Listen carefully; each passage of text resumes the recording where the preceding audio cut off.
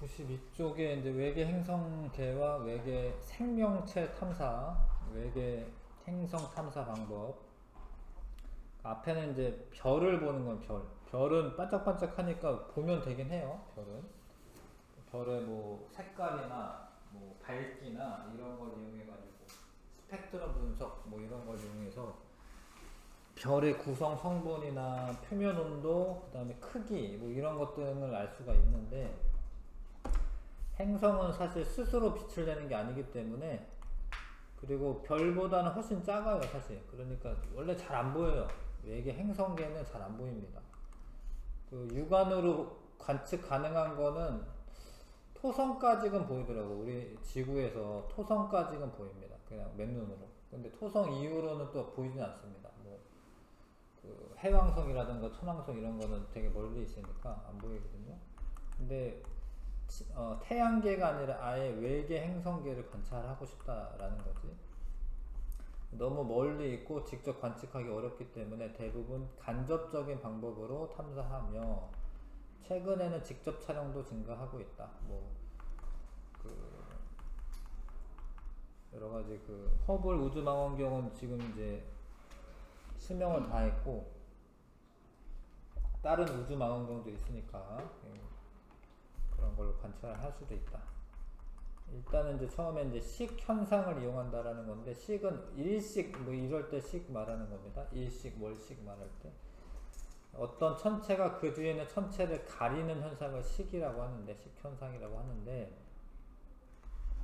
별빛을 바라보고 있다가 행성이 지나갈 때 이 별빛을 약간 가리겠죠?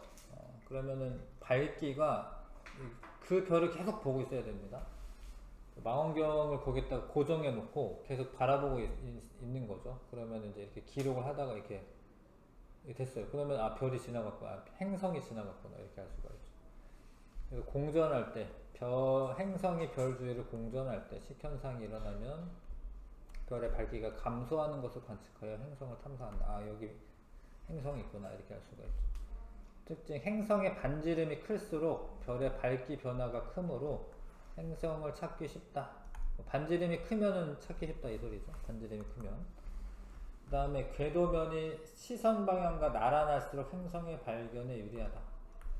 그러니까 이럴 수가 있잖아요. 그러니까 우리가 바라보고 있는데 만약에 행성들이 내가 바라보고 있는 각도에서 수직으로 돌고 있어, 만약 이런 식으로. 그러면 식현상이 없는 거죠. 우리가 바라봤을 때는. 무슨 얘기인지 알까요? 그러니까 이렇게 도는 행성이면은 괜찮은데, 만약에 우리가 바라보는 각도가 뭐 아래쪽에서 바라보고 있다. 이렇게 볼 거 아니에요, 이렇게 행성이. 그러면 식현상이 안 되는 거예요. 그래서 요럴 때만 되는 거예요, 요럴 때만. 그러니까 공전 궤도면이 시선 방향과 나란할 때 관측이 되는 거죠. 이해하시겠죠? 되죠? 예. 예.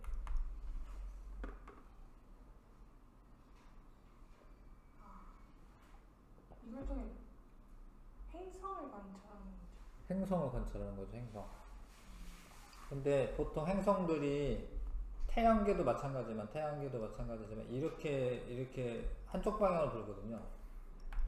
그러니까 이 공전 궤도면이 있어요, 궤도면. 그래서 여기서 이제 이렇게 바라보고 있으면은 식현상이 있는데, 만약에 이게 위에 쪽에서 바라볼 수도 있잖아요. 그러면은 식현상이 없는 거죠. 그래서 그 방향이 맞아야 된다는 거죠. 공전 궤도면이 시선 방향과 나란해야 된다는 거죠.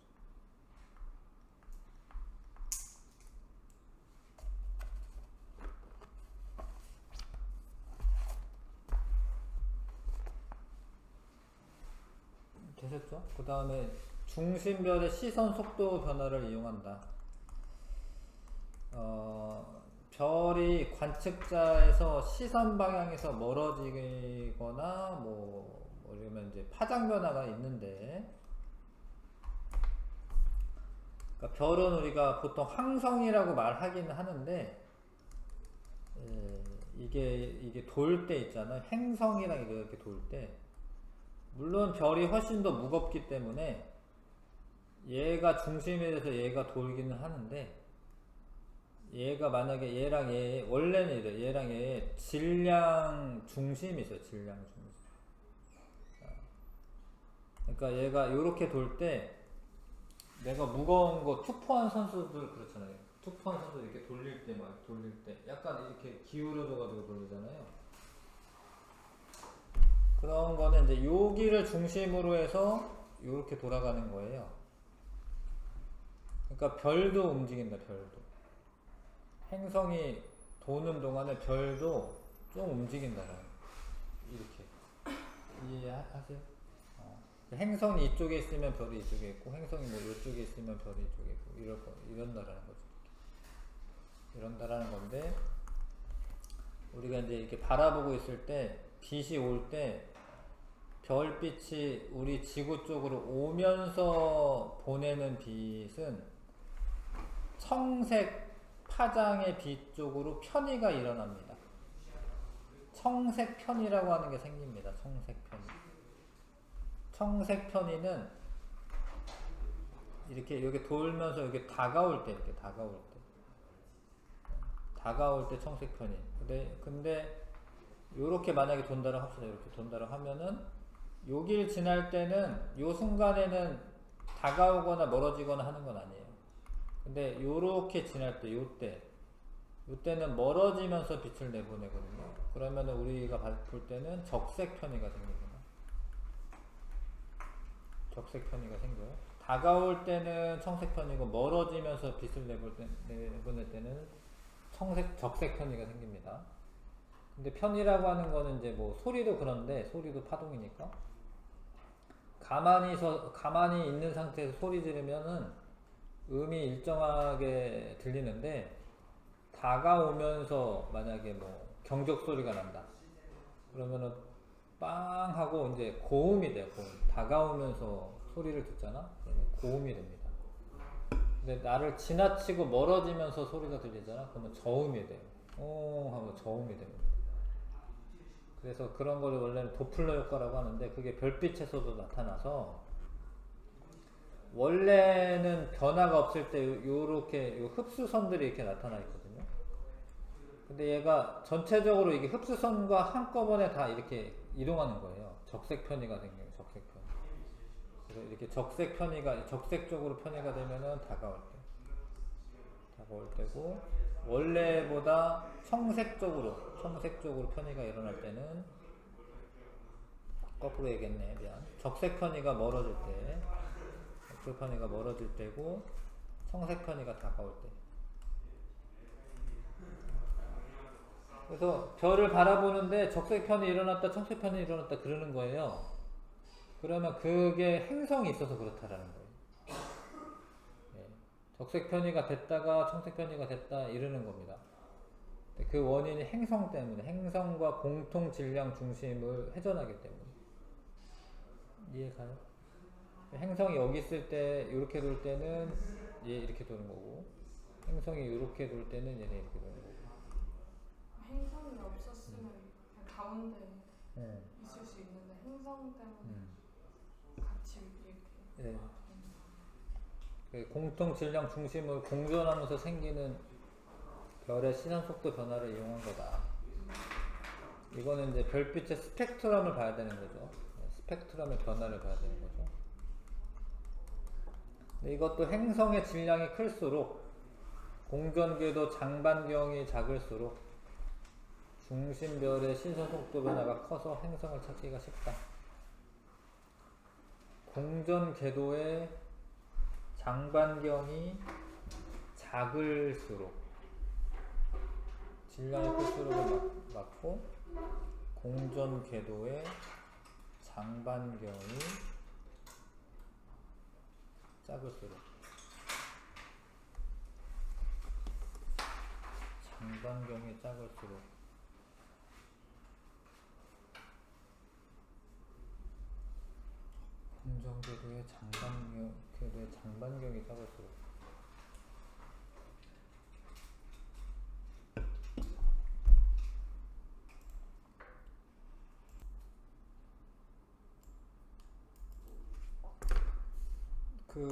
이게 장반경이 작을수록 공전궤도의 장반경이 작을수록 행성의 질량이 크고 공전궤도의 장반경이 작으면 중심별의 운동 속도가 커지고,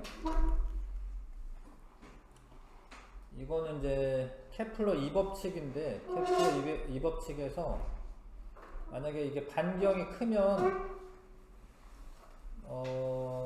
이게 면적 속도 일정의 법칙이라고 해서 여기 속도가 느려집니다. 그러니까 이 반경이 이게 작으면 빨리 움직여요. 이 면적 속도 일정의 법칙이라고 하는데, 아무튼 장반경이 이 반지름이 작으면 빠르게 지나갑니다. 그러면 이 속도도, 이 움직이는 속도도 빠르니까 이런 그 시선 속도 변화가 크다. 네, 그래서 관측하기 쉽다. 뭐 이런 이야기죠. 이해하실까요? 장반경이 작아지면 속도가 빨리 돌아요, 빨리. 예, 장반경이 작으면은 이제 빨리 돕니다.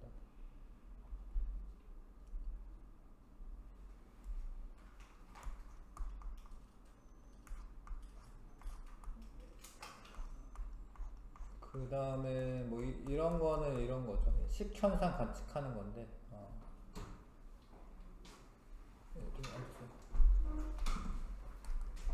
이거는 하이탑에 있는 내용입니다. 하이탑으로 이걸 한 적은 있어서 일단 그냥 이러면은 거의 5일이네, 5일. 이게 공전 주기가 5일밖에 안 되는 거네. 이러면은. 그 다음에 이제 미세 중력 렌즈를 이용한 방법인데,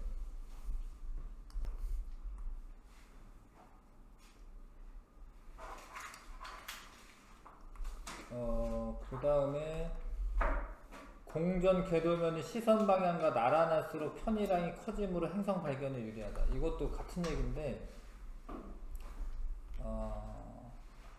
우리가 바라보고 있는 방향으로 얘가 공전을 하고 있으면 얘가 이렇게 왔다가 갔다 하는 게 잘 보이는데, 만약에 위에서 바라보고 있다, 아니면 뭐 기울어져서 바라보고 있다, 그러면은 그게 편이량이 크질 않죠. 그러니까 발견하기가 어렵죠. 그러니까 시선 방향과 나란할수록 편이량이 커지므로 행성 발견에 유리하다. 이거 맞는 이야기고, 행성의 공전 궤도면이 시선 방향의 수직일 경우 이용할 수 없다. 무슨 얘기인지 아시겠죠? 내가 바라보는데 얘가 이렇게 돌아, 이렇게. 그러면 이렇게 돌면 안 되잖아요. 이렇게 돌면. 응? 그래서 그럴 때는 사용할 수가 없다. 그 다음에 미세 중력 렌즈 현상인데, 요것도 특이한 건데요. 내가 좀 멀리 있는 별을 보는 거야. 멀리 있는 별을 내가 관찰하고 있는데, 그 중간에 어떤 별이 지나가는 거예요. 이 별을, 멀리 있는 별을 보는데 중간에 어떤 별이 지나가는 겁니다.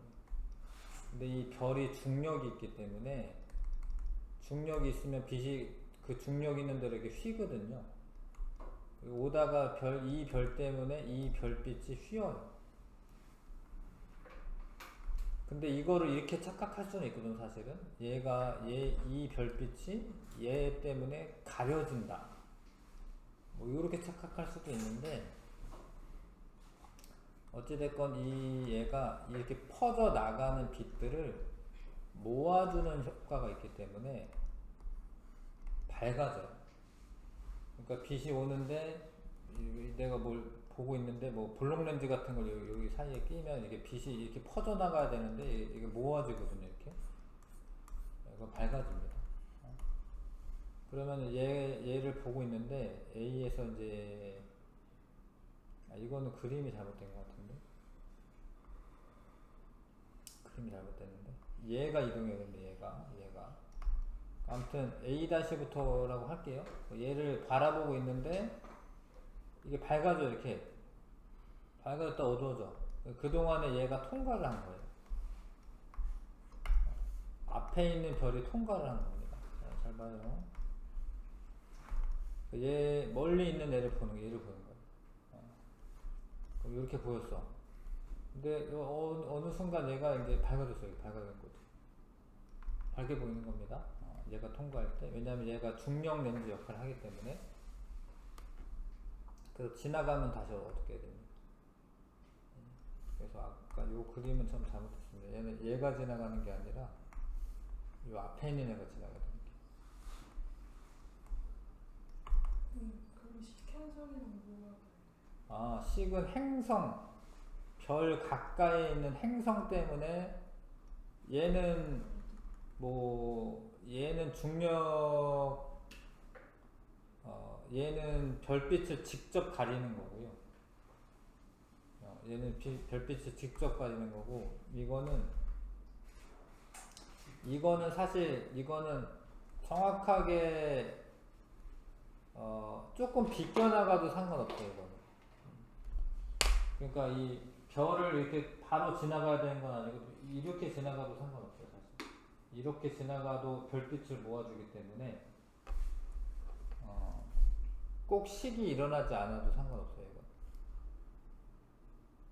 근데 만약에 물론 나란하게 있는 게 좋긴 하겠지만, 식현성처럼 됐는데도 그 밝아진다. 밝아져서 그런 거예요. 굴절돼서 밝아진다. 이게 중력 렌즈 효과가 있기 때문에.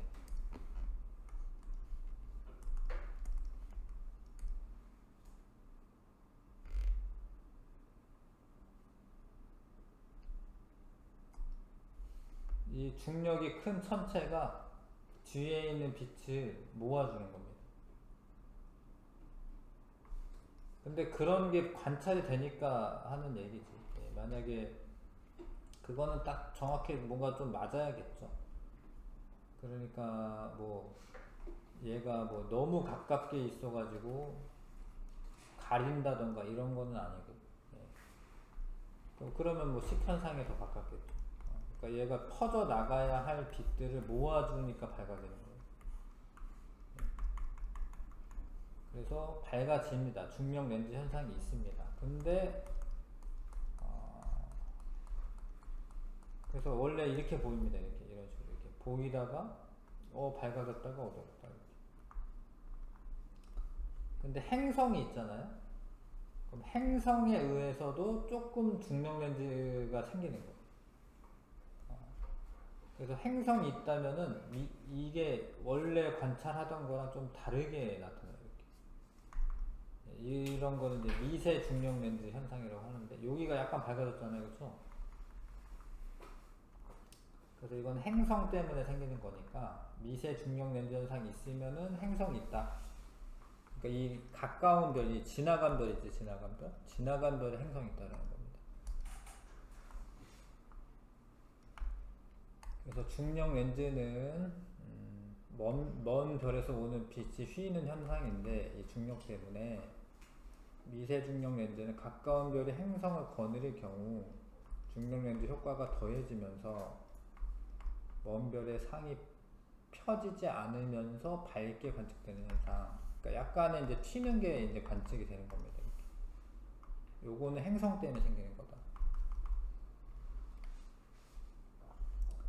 이것도 공전궤도면이 시선 방향과 나란하 이게 안 와도 된다가 중요해. 안 와도. 이거는 약간 빗나가도 돼요. 그러니까 별이 저 먼 별이 여기 있고 내가 이쪽 바라보고 있는데 그 밑으로 지나가더라도 중력 렌즈는 생길 수 있어요. 이건 시선 방향과 나란하지 않아도 됩니다. 식은 딱 나란해야 됩니다. 이것도 나란한 게 좋고 조금 빗나가면은 그 효과가 떨어지고. 다른 방법에 비해 공전궤도 장반경이 큰 행성이나 그러니까 이런 애들은 장반경이 작은 게 좋다라고 했잖아요. 아까 전에 이런 거. 시선 속도 변화 이런 건 작은 게 좋다라고 했는데 장반경이 큰 행성이나 질량이 작은 행성을 찾는 데 유리하다. 그 다음에 주기적인 관측이 불가능하다. 되게 우연히 생기는 거예요. 이건 어쩌다가. 이별을 바라보고 있다가 어쩌다가 이 애가 지나가면서 생기는 겁니다. 이거는 이제 주기적이진 않죠. 주기적인 반응은 이제 관측은 불가능하다. 직접 촬영하는 방법은 중심별을 가리고 행성을 찾아 직접 촬영한다.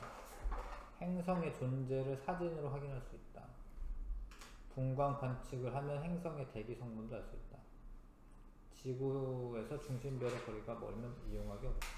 직접 관찰해야 하니까 그렇게 많지는 않죠. 그런 사례가 많은 건 아니지만 매우 드물긴 하지만 외계 행성의 거리가 비교적 가까운 경우에 직접 관측하는 경우가 있다. 중심별을 빛을 관측하거나 행성 자체의 복사 에너지를 관측하여 행성의 존재를 확인할 수 있다.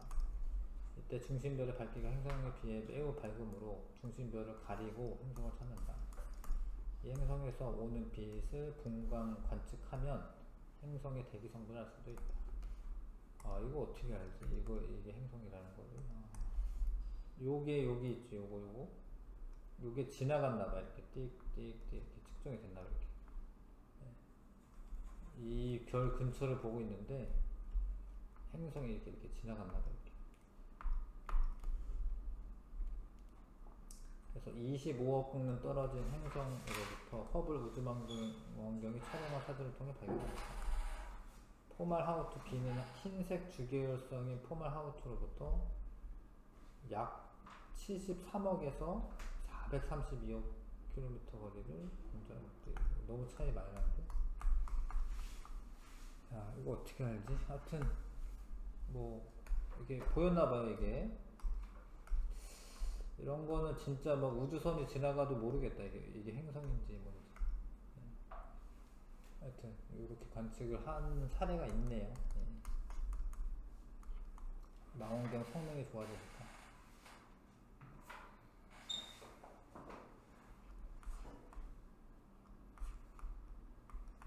만약에 바깥에서 이제 목성을 바라보면은 이렇게 식현상이 있을 거라는 거죠. 이런 식으로 다른 별에서 식현상으로 관측할 수도 있다. 자, 그래서 직접 촬영하는 방법도 있고요. 탐사 초기에는 질량이 크고 중심별과 가까운 행성이 주로 발견되었다. 대부분 목성과 같은 질량이 큰 기체 행성으로 생명체가 살기에 부적합하다.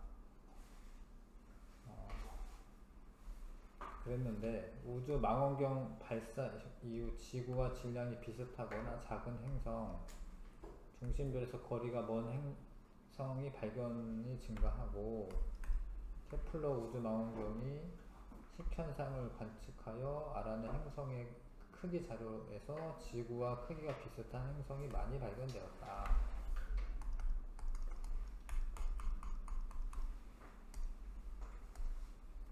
그러니까 초기에는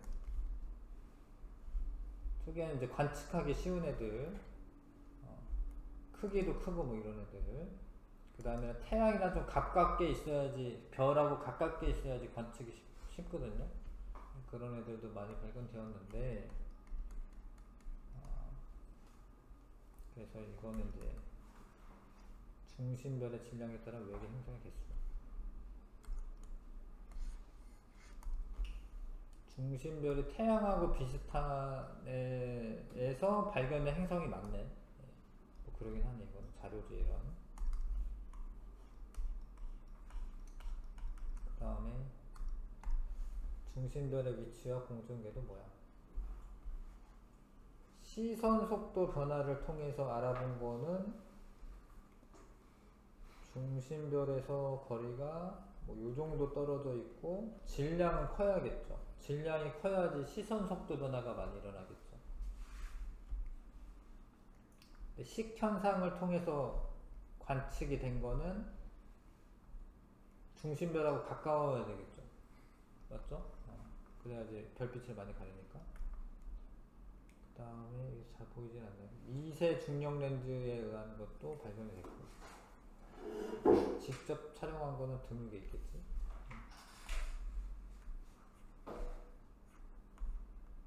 뭐 그랬었다. 뭐 이거는 그랬었다 그런 얘기.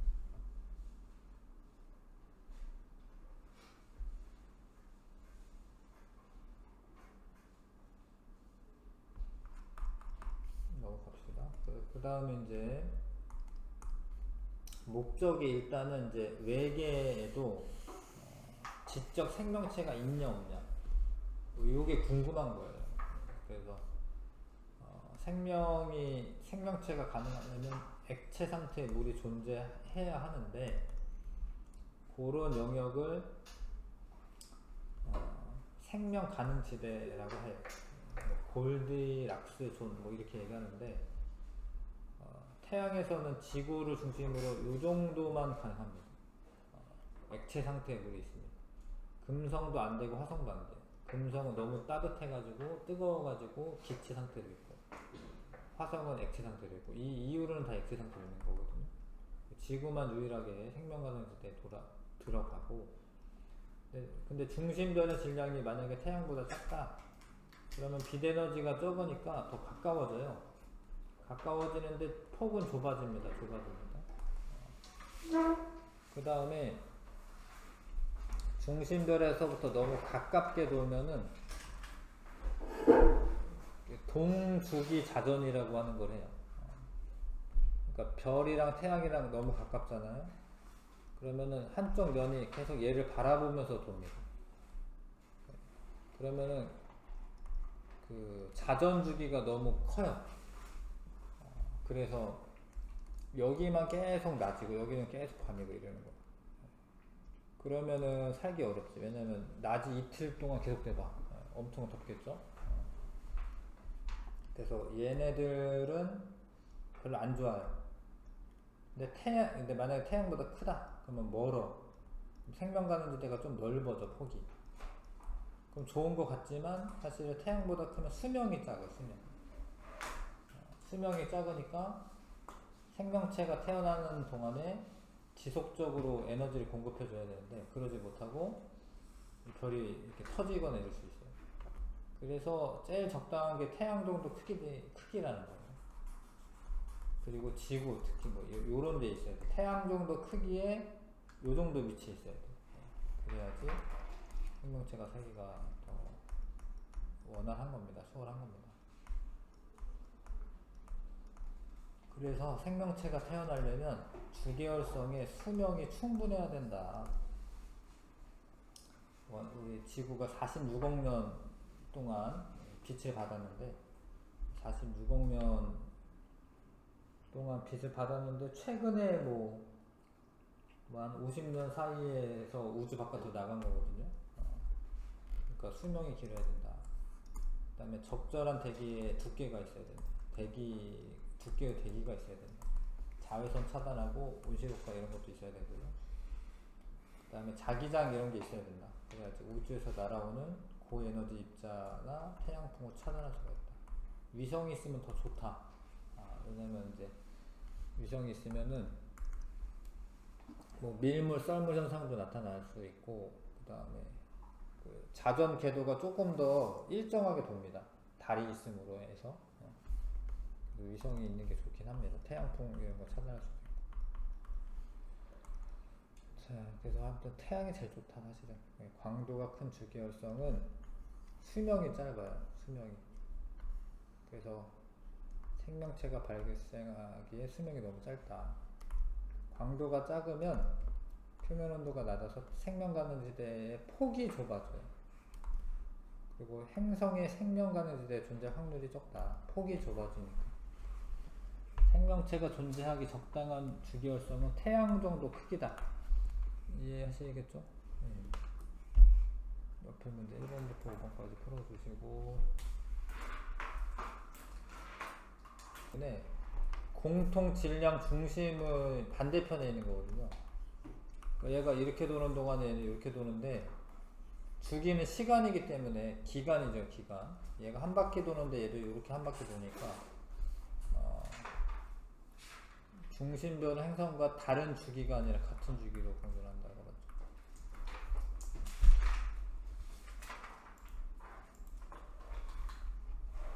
이거 한번 풀어봐 주시고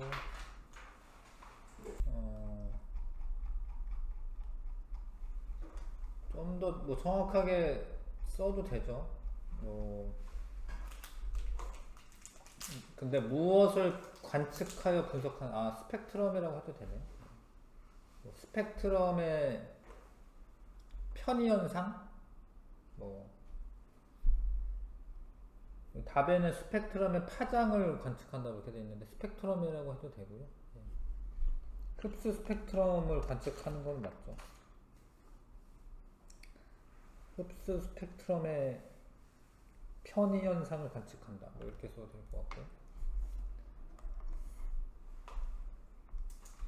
6번인가요? 몇 번이죠?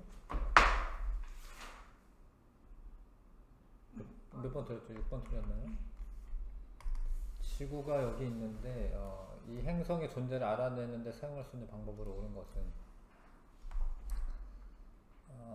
중심별의 시선 속도 변화되고 그 다음에 이 행성의 별의 식현상 되고요. 다만 이게 너무 동그랗게 지금 그려져 있긴 해요, 사실은. 그러니까 왜 그러냐면 그래도 되긴 하겠다. 그래도 여기 중심 질량 공통 질량 중심이 여기면 되긴 되는군요. 공통 질량 중심이 뭐 여기라고 가정하면 이 별도 어떻게 되겠어요? 얘가 이렇게 도는 동안에 시선 속도 변화가 생깁니다. 우리가 바라보고 있는데 지구에서 바라보고 있는데 별이 우리 지구 쪽으로 올 때가 있고 지구에서 멀어질 때가 있어요. 이쪽은 접선 속도라고 해요. 사실 접선 속도. 이거는 접선 속도는 그 파장 변화가 안 생기고 이 별이 다가올 때가 있고 멀어질 때가 있으니까 시선 속도 변화 생기는 거 맞습니다. 이해하시죠, 그죠? 중력 렌즈 현상이 생기려면은 여기에 요런 애가 어떤 애가 이렇게 지나가야 돼요. 그래서 이제 니은 짓고 고르시면 되겠네요. 1번 골랐어요. 1번 빼고 그거는 안 되고 요 상황에서는 지금 식현상도 일어날 수가 있고 식현상이 일어날 수 있고 시선 속도 변화도 일어납니다. 그래서 4번 고르는 게 맞고요. 네, 그러면 미세 중력 렌즈 현상이 일어나려면 행성이 아니라 별이 그 사이를 지나가야 되는 거예요? 아니죠. 행성을 가지고 있는 별. 우리는 지금 행성이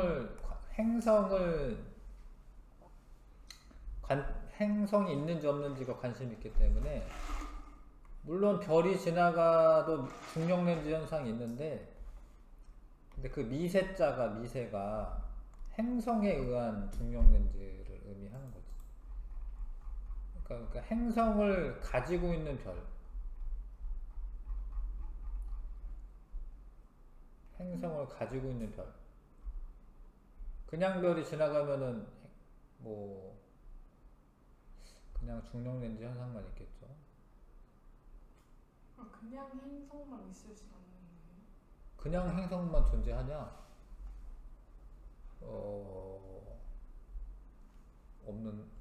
못 봤는데. 그냥 행성만, 떠돌이 행성이 존재하냐?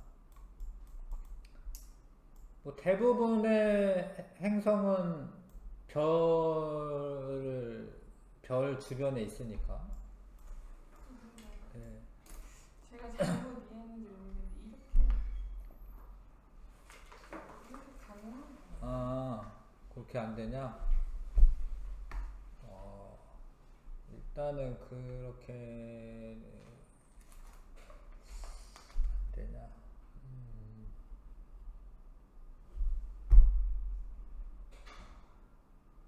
그렇게 관측이 되냐?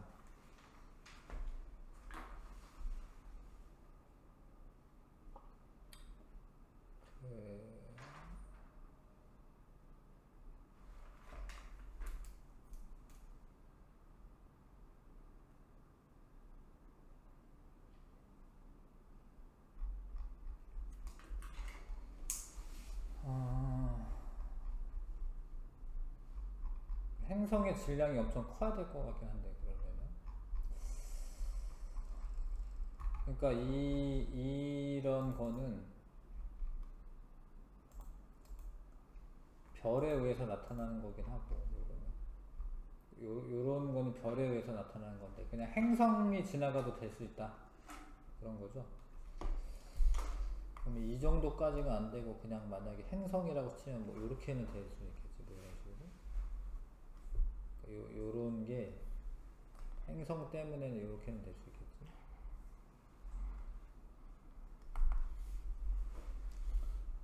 행성이 존재하지 않을 경우. 근데 뭐 이렇게 사례로 나타낸 거는 요런 사례밖에 없는데 요렇게 관측한 뭐 사례가 있으면 모르겠는데 뭐 불가능할 것 같지는 않은데요. 불가능할 것 같지는 않아요. 근데 식현상이 더 잘 나타날 것 같긴 한데 뭐 저 거리가 이 문제에서 나온 거리가 뭐 얼마나 떨어져 있냐 뭐 이런 거를 알기는 어려운 문제지만 그러니까 여기에 이게 바로 이렇게 우리가 보는데 이렇게 지나간다는 거거든요.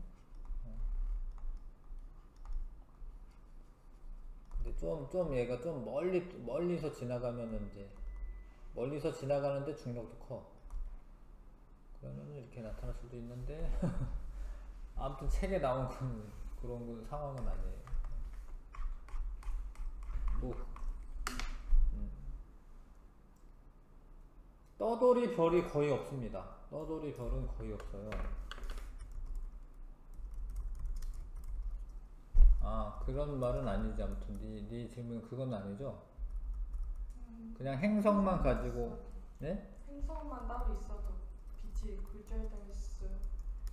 그 있기는 한데 그게 크냐 작으냐의 문제이긴 하죠. 식현상에도 클 것 같은데 그냥 아예 가리는 거. 그러니까 여기서 행성을 이렇게 지나갈 때 식현상이 더 나타날 것 같은데.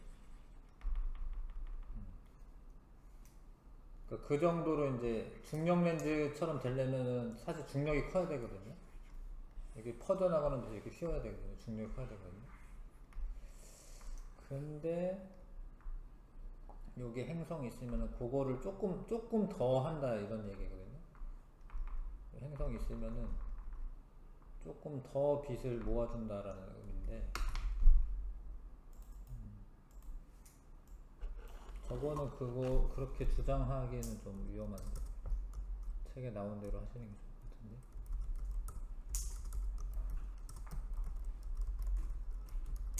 뭐 아예 안 될 것 같지는 않지만 뭐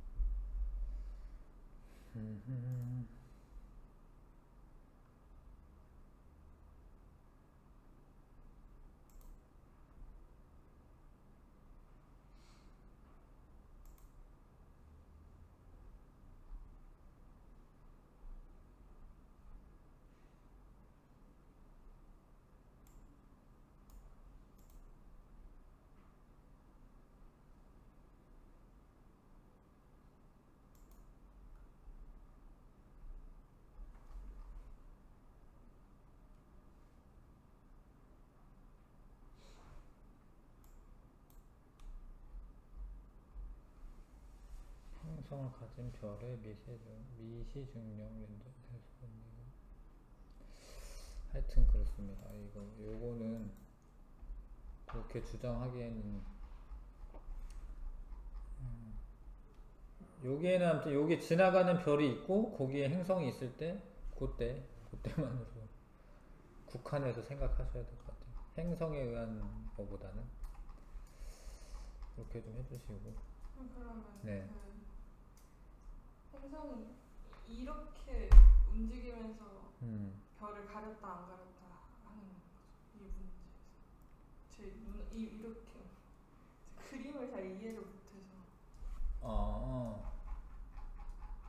아닌 것 같은데.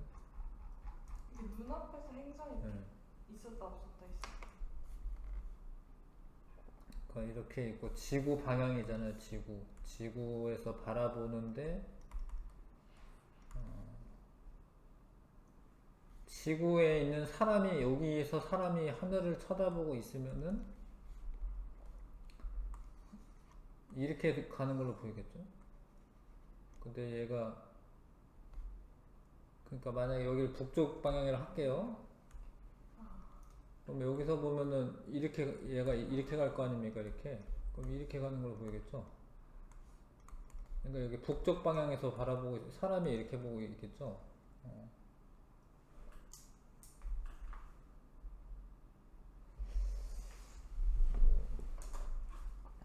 북극에 있는 사람은 아닐 것 같고.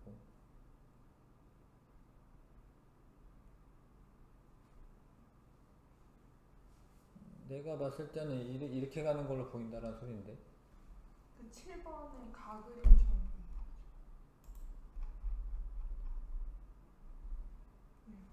예, 이렇게 이런 의미인데 저것도 아까 그것도.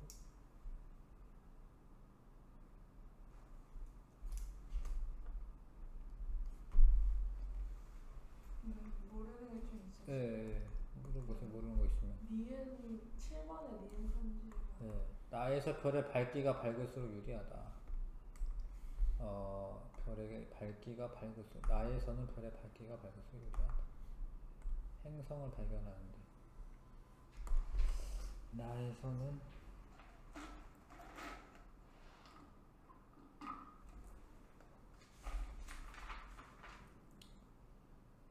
그 별로 별의 밝기랑 이건 시선 속도 변화가 있어야 되니까 행성이 더 뭐 질량이 크거나 얘 별이 밝다라고 해서 유리한 건 아니고 행성의 질량이 크거나 장반경의 반지름이 작을 때 그래야지 얘가 많이 도니까 밝다라고 유리한 건 아니고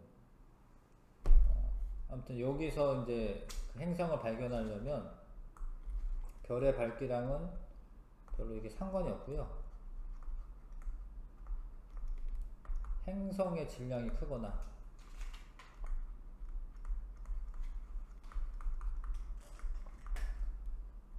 반지름이 작거나 장반경의 반지름이라고 했는데 어찌됐건 반지름이 작거나 그럴 때 시선 속도 변화가 더 많이 생기는 거죠.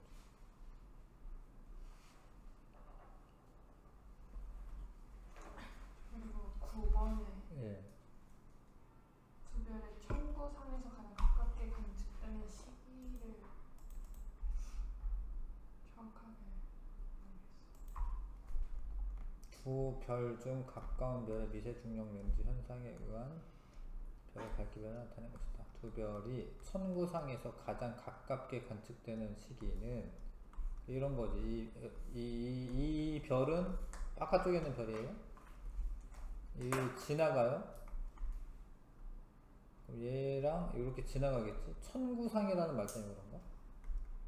요때가 제일 가깝겠지. 요때 멀고. 그러니까 T2에서 가장 가깝게 관측이 되고 미세 중력 렌즈 현상에 의한 밝기 변화. 요거는 그 T3죠, T3. 그 T2, T3. 2번이죠, 3. 그러니까 이게 지나가니까 요때가 중력 렌즈가 제일 크게 작동하는 거기 때문에 요때가 제일 가까운 거고 요때 제일 가까운 거고 미세 중력 렌즈 현상은 얘죠. 행성에 의한 거. 여기 뭐 행성 있겠지, 행성. 그럼 바로 정면에 있을 때 제일 굴절이 잘 되는. 그렇죠. 많이 그 중력 렌즈 현상이 제일 큰 거죠.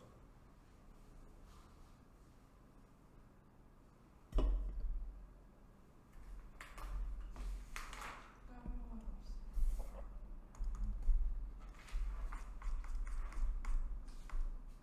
마저 할까요? 외부 은하와 허블 법칙. 책 좀 보고 가야겠다. 요거는 이제 하이탑 내용인데 아무튼 액체 상태의 물이 존재해야 하고 그런 이유가 이제 뭐 물의 비열이 크고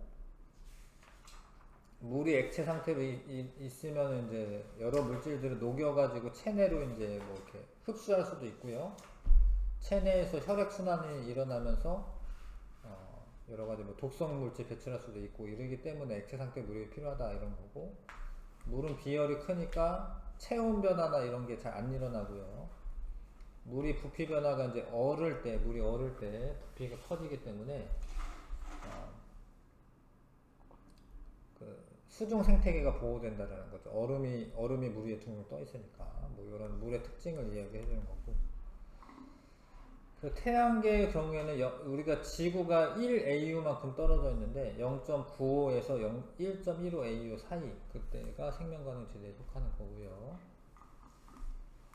잠깐만요. 이쪽으로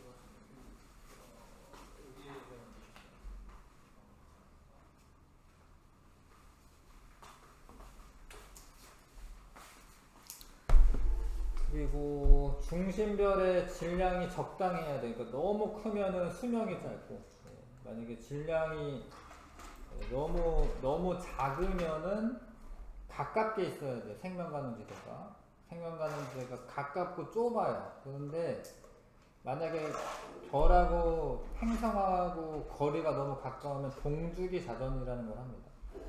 그러니까 달도 그런데 달이 한 바퀴 도는데 27.3일 걸리는데 자전도 27.3일 걸려요. 그러면은 만약에 여기 태양이고 여기 행성이다. 그러면 이 한쪽만 계속 낮은 거예요. 그러면 여기만 온도가 높고 여기는 온도가 되게 낮은 겁니다. 그래서 그것도 안 좋아요. 그래서 태양 정도가 가장 적당하다. 그 다음에 대기도 존재를 해야 되고, 적당하게, 우리 지구가 1기압 정도인데, 뭐 너무 많으면 기압이 너무 높은 거고요. 너무 적으면 또 안 좋으니까, 적당한 대기가 존재해서, 외부에서부터 오는 뭐 자외선이나 아니면 그런 거 막아줘야 되고, 온실 효과도 적당히 일어나야 되고, 자기장이 존재해야지 태양풍 이런 걸 막아줄 수가 있고, 그 다음에 달처럼 위성을 거느리면 자전축의 경사각이 안정적으로 유지된다. 얘가 이렇게 돌면서 지구가 안정적으로 이렇게 얘가 너무 왔다 갔다 하는 것도 안 좋은 겁니다. 그러면 변화가 너무 많이 생기는 거기 때문에 자전축의 기울기가. 그래서 이거는 이제 외계 생명체 탐사. 실제로 거기 뭐 운석을 분석하는 것도 뭐 가능하긴 하고, 왜냐면 운석이 외부에서부터 오는 거니까.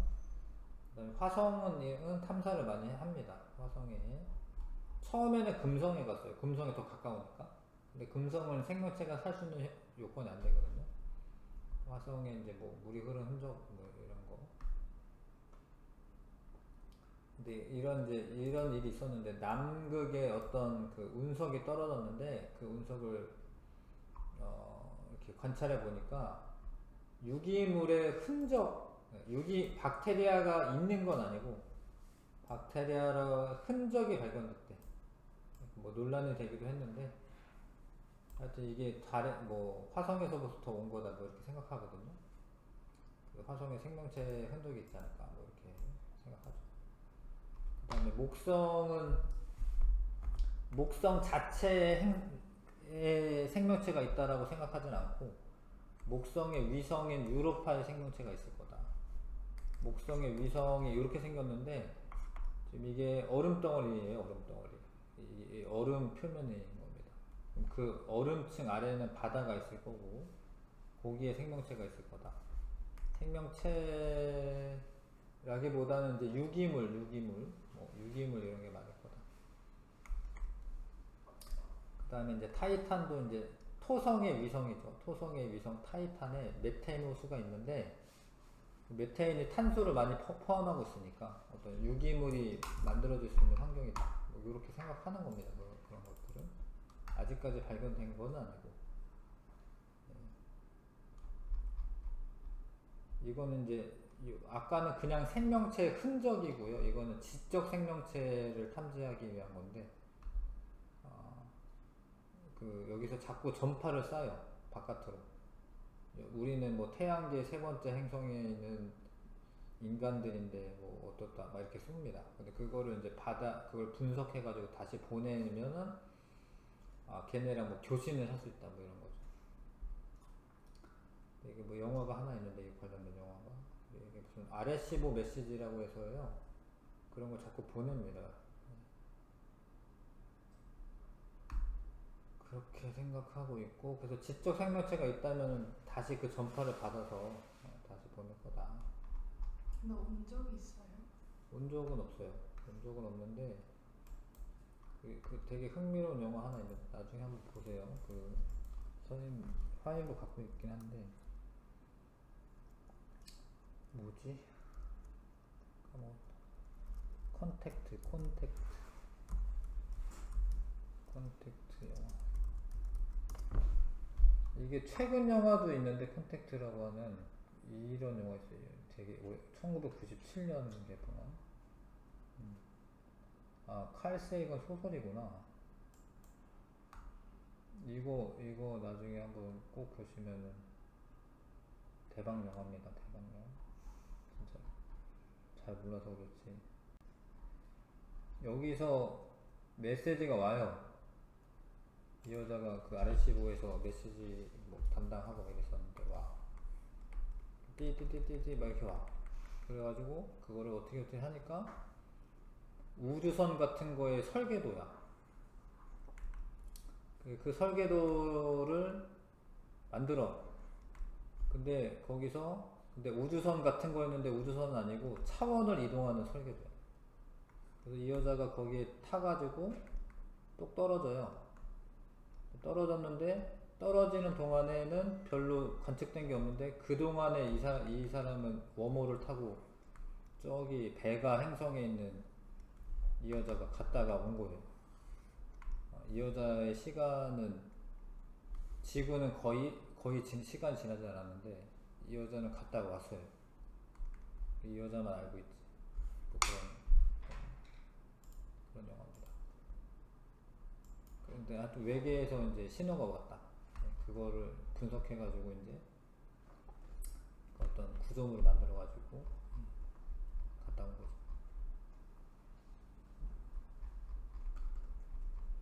잠깐 쉬었다가 다음 단을 할게요.